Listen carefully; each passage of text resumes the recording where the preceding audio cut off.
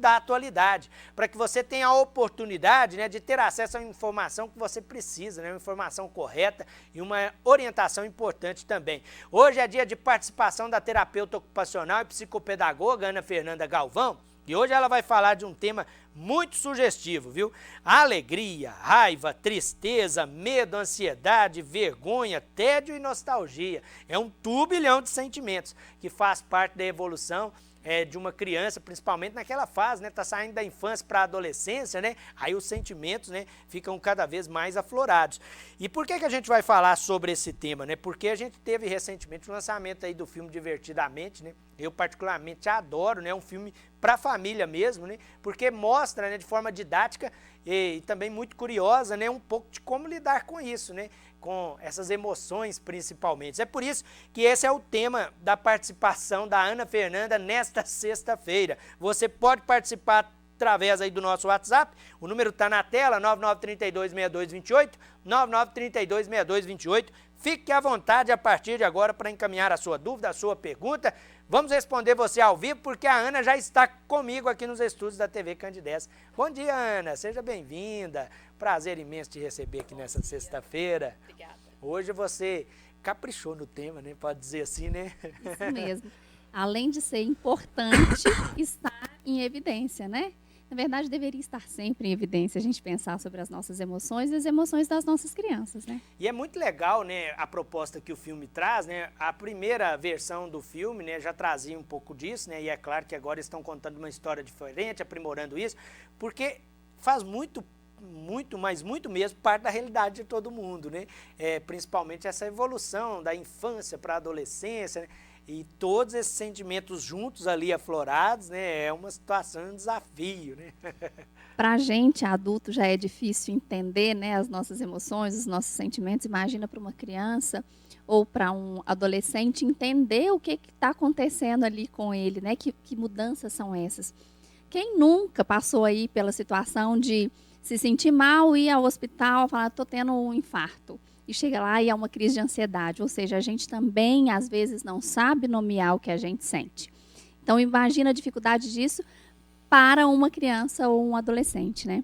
E é importante a gente trazer esse tema, essa dica, né? Porque nessa fase, né, da transição, a maior parte dos adolescentes vivem isso tudo ao mesmo tempo, né? E com muita frequência e também com muita intensidade, né? E aí os pais acho que têm um papel importante para ajudar, né? Até pela questão hormonal também, né? Existe uma mudança, inclusive física, orgânica. E é uma fase onde eles querem ser aceitos, onde eles querem encontrar o lugar deles, né? Onde que eu faço parte, onde que eu me encaixo, quem sou eu, que corpo é esse que é meu agora, que é diferente do corpo que eu tinha. São muitas dúvidas, são muitas novidades e eles não são aborrecentes. Eu acho que esse é um primeiro equívoco que a gente precisa já de retirar da nossa fala. Porque quando a gente fala aborrecente, a gente já está dizendo para ele, você está aborrecido. E não é dessa ordem, né? Eles estão em conflito. E isso é importante a gente diferenciar. Porque a forma de agir ou falar pode potencializar mais ainda, né, a situação do sentimento, né, que ele está sentindo. Por isso que é importante ficar atento, né? E na adolescência, o que ele quer é se mostrar diferente dos pais. Então, é um momento normal do desenvolvimento dar o contra, o ser do contra. Porque o que ele está querendo fazer é quem sou eu? Porque até aqui eu estive ali muito linkado com meus pais, repetindo os comportamentos, gostando do que eles gostam. E agora? Quem sou eu? E esses embates que acontecem com o adolescente e os seus pais, eles vêm disso, né? Dessa necessidade de se firmar enquanto uma pessoa diferente dos pais. E aí eu queria entrar num tema importante, Ana. Tem dica para os pais? Porque, por exemplo, até pegando aqui com exemplo, né? Vergonha, por exemplo. Os meninos estão se descobrindo, os adolescentes, né? É comum, muitas vezes, aí tem padrões de estéticas que a internet faz isso muito, isso acaba martelando muito na cabeça das crianças, aí começa a ter vergonha, às vezes, dela mesma, de uma situação física, né? Aí tem os pais também que muitas vezes não entendem que os filhos estão adolescentes e continuam com hábitos da infância, aquele hábito, né? Muitos pais falam, o meu filho começa a ter vergonha de mim. Às vezes é de alguns hábitos que, no meio ali da aceitação social, eles entendem que pode causar constrangimento. Tem dica, né, de como lidar, né, com isso, né, principalmente para os pais que estão acompanhando agora? É importante a gente entender, por exemplo, o que é bem comum nessa fase da adolescência é o bullying na escola. E quando o nosso filho chega para a gente e fala, olha, meus amigos estão me chamando de baixinho, de gordo, de alto, enfim, né? Essas características que a gente sabe que elas vão aparecer ali nessa fase. Quando isso chega para a gente, valorizar isso é algo que não é interessante. Por exemplo, então vou lá na escola para resolver isso. O que eu estou falando? Você não é capaz. Ou você é mesmo. E quem sabe levar isso para o próprio adolescente refletir. Quais são, então, as suas características que são positivas? O que em você é algo valoroso? O que é em você algo que você gosta muito? Porque a gente tende a valorizar muito o que é negativo, né, da pessoa. E quando nós pais, a gente entra nesses conflitos que os adolescentes têm, a gente está deixando esses adolescentes impotentes para a resolução de problemas. Eles estão emocionalmente incapazes de lidar com as situações, problema, com os conflitos. E isso é muito preocupante, né? Porque quando eu não sei o que fazer com o meu sentimento, muito provavelmente eu vou agredir o meu colega, né? Então, isso é algo importante. Por exemplo, realmente você usa óculos. Isso faz parte da aceitação de si mesmo. Pode ser um motivo de uma crítica dentro da sala de aula, na escola, mas é importante que aquele adolescente, aquela criança, se aceite exatamente da forma que ele é. Eu tenho até uma pergunta aqui muito interessante da Beatriz, falando sobre esse tema do bullying, né, que também é muito comum nesse período aí dessa transição, porque as crianças, os adolescentes começam a se preocupar mais com a questão estética, o desenvolvimento físico, né? E aí ela está falando que o filho pela primeira vez manifestou que algumas situações da escola relacionadas à forma física dele tem deixado ele insatisfeito, né? Só que ela está dizendo que o pai, né, de vez em quando, de forma, ela cita carinhosa, né, mas faz o mesmo que a escola faz. Aí a gente chama do bullying em casa, né? Tem que tomar cuidado com isso, porque é uma forma carinhosa, mas às vezes você precisa conversar com seu filho, porque às vezes você está cometendo involuntariamente uma atitude que ele não gosta, né? Não existe forma carinhosa de criticar, né?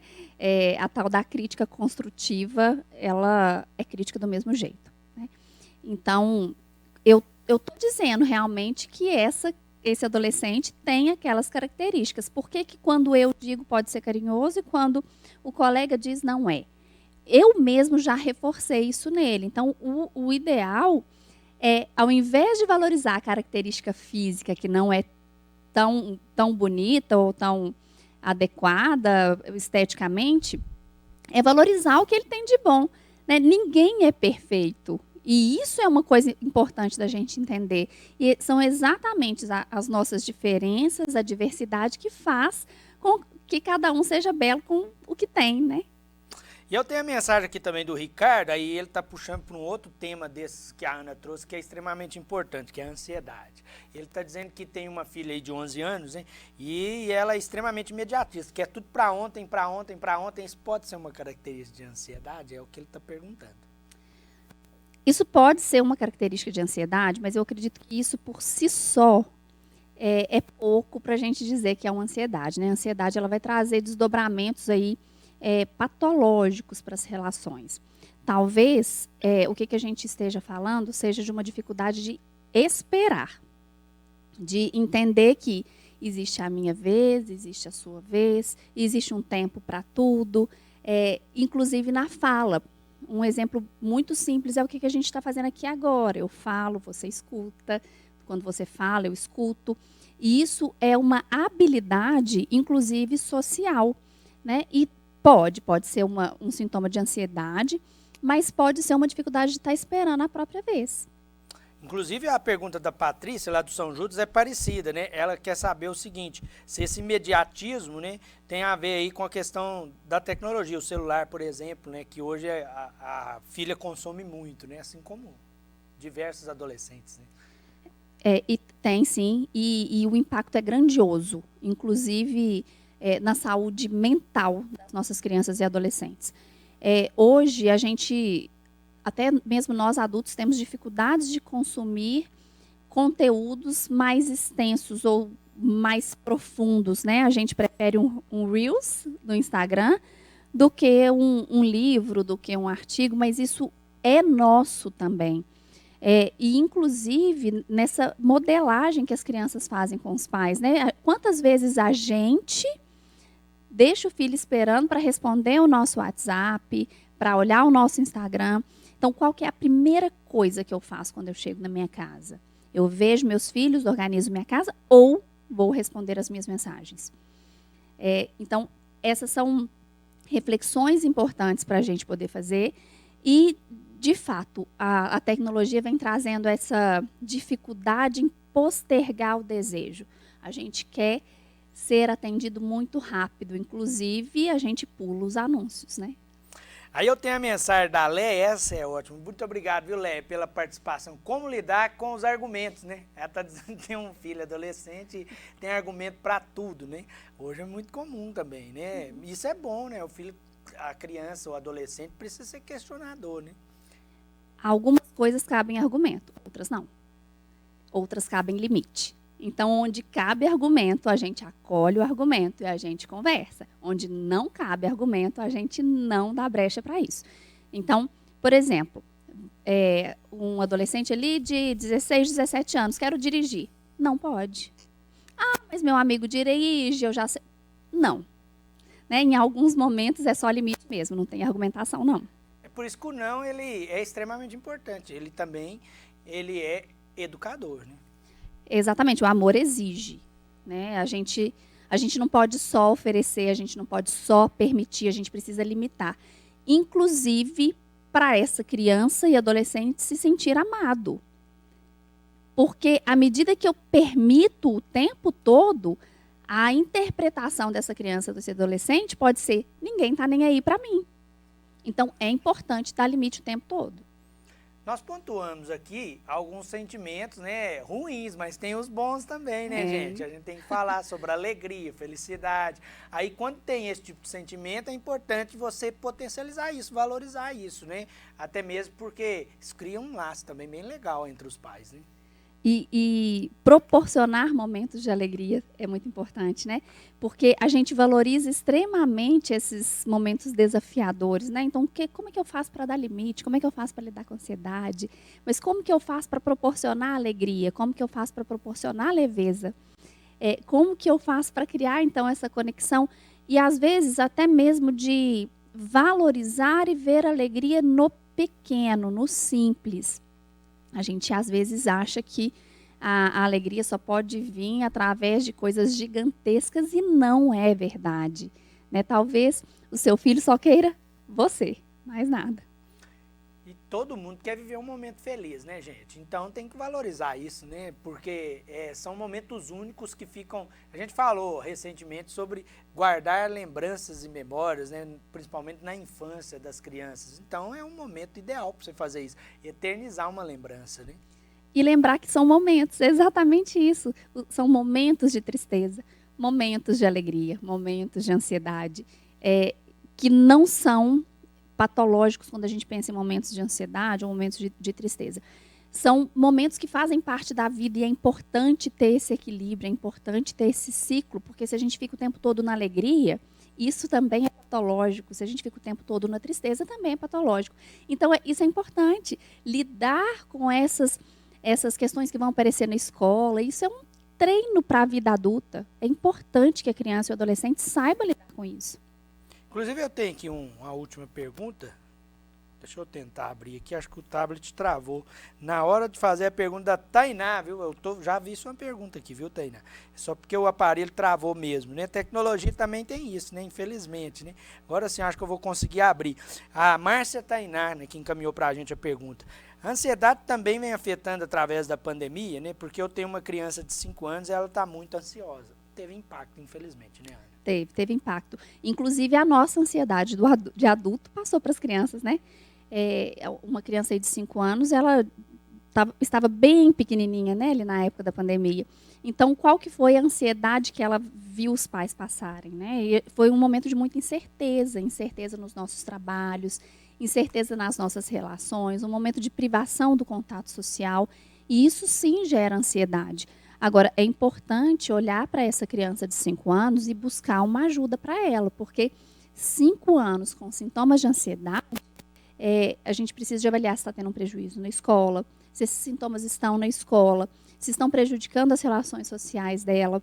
Então, é muito importante buscar uma avaliação para auxiliar essa criança. Ansiedade traz sofrimento.